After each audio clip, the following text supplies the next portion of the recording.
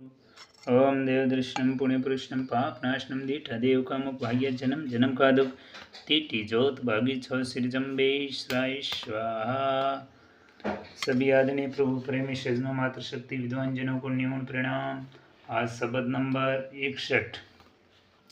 ओम कहते कारण क्रिया तो क्यों कहते सूरज सामे तो क्यों कहते युबे कांसा मांझा कहते चांद तिणों का कैचा कहते ब्राह्मण नवत मरो बहोड़िया कहते आवा को रंभ चोरिया कहते बाड़ी का बनपल तोड़िया कहते जोगी का कपर पोड़िया कहते ब्राह्मण का तागा तोड़िया कहते बेर विरोध धन लोड़िया कहते सुआ गाय का बच बिछोड़ कहते चरती पीवती गहु बीड़ा कहते हरि पराई नारी कहते सगा सहोदर मारिया कहते तिरिया सिर सगड़ंग युवारिया कहते फिरते दातड़ कियो